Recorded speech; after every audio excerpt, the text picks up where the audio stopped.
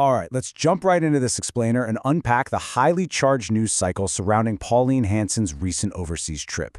We are going to dive straight into the controversies, from her push to ban the burqa to the broader immigration debate and the escalating tension we're seeing over media accountability.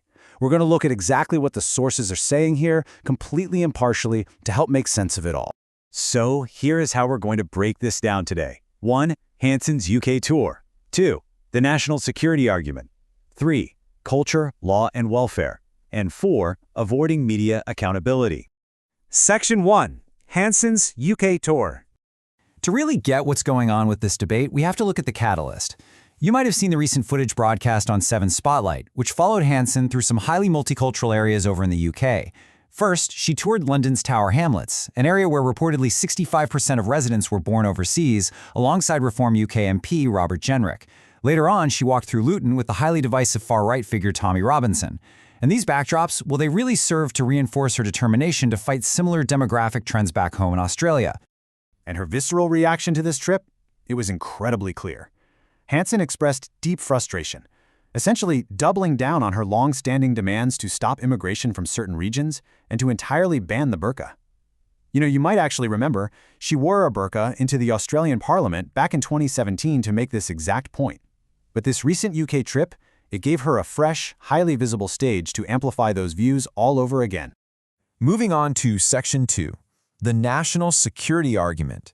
Now, you'd probably expect immediate, widespread pushback on her strict stance, but the source notes a pretty fascinating discovery from a completely different sector.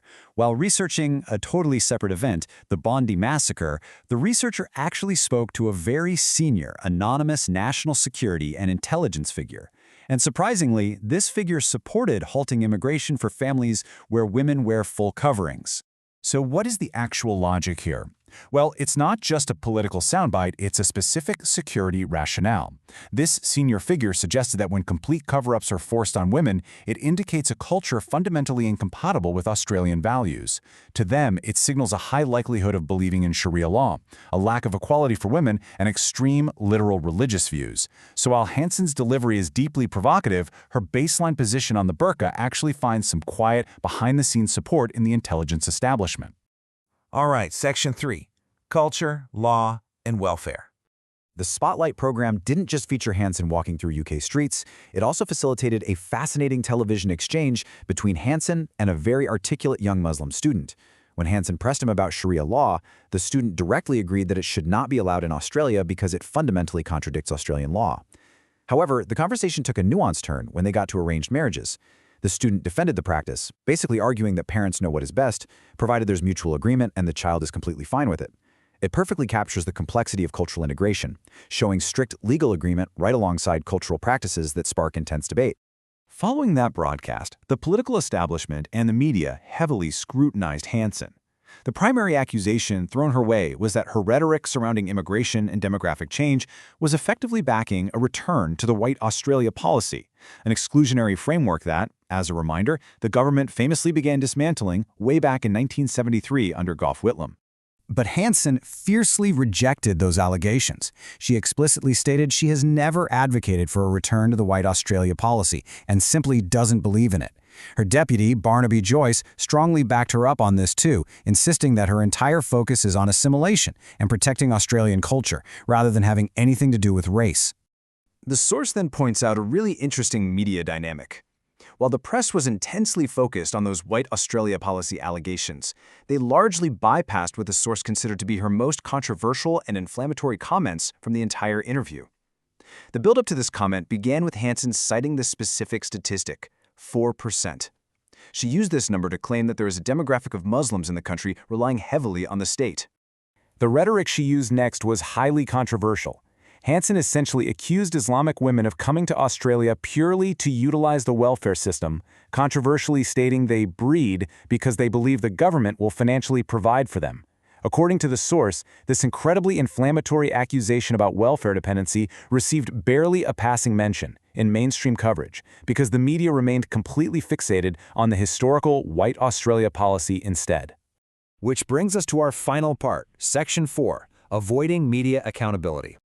Beyond the specific debates over the burqa, the source material explores a broader meta-narrative about political hypocrisy. They highlight what looks like a potential double standard in how travel is criticized. On one side, there's immense outrage directed at Hanson for her European trip, which included staying at a luxury Italian resort with mining magnate Gina Reinhardt and attending a Dolce & Gabbana fashion show. But the source contrasts this public anger with the Albanese Labour government's travel habits, pointing out that millions of taxpayer dollars are spent on overseas travel. They specifically note accusations against figures like Annika Wells, who allegedly flew her family business class for a holiday. The implication here? A hypocrisy and outrage between taxpayer-funded excesses versus privately funded luxury. But hey, private funding doesn't eliminate the need for transparency, right? As Hanson's poll numbers rise, journalists want answers. The Sydney Morning Herald reported that her team went to faintly ludicrous lengths just to dodge reporters. Hanson reportedly hid out of sight for hours at a plush hotel, while her chief of staff, James Ashby, played lookout. He eventually took a taxi on a massive elaborate loop just to pick Hanson up from a hidden location to avoid the press. It was literally a political game of hide and seek. So why go through all that effort to avoid reporters? Well, because by actively evading the press, she avoided answering some pretty essential questions. Journalists were waiting to ask, who exactly funded this luxury Italian trip? Was it Gina Reinhardt? And if so, will the true value of that gift be properly disclosed on the parliamentary register? Plus, reporters really wanted to press her on the actions of her own party member, Senator Malcolm Roberts, specifically regarding his stated respect for Vladimir Putin and his sharing of an anti-Semitic illustration. By playing hide and seek, all of these crucial accountability questions just went unanswered. So, what is the ultimate takeaway from all of this? The source suggests Hanson might be following a well-known political playbook, generating viral clips through controversial statements, and then subsequently avoiding the journalists who try to ask the tough follow-up questions. I want to leave you with this to consider. While bypassing journalists might boost short-term popularity, isn't answering impartial questions an absolutely essential pillar of our democracy? Can a political figure truly demand radical changes to our laws while simultaneously refusing to face the very press designed to hold them to account?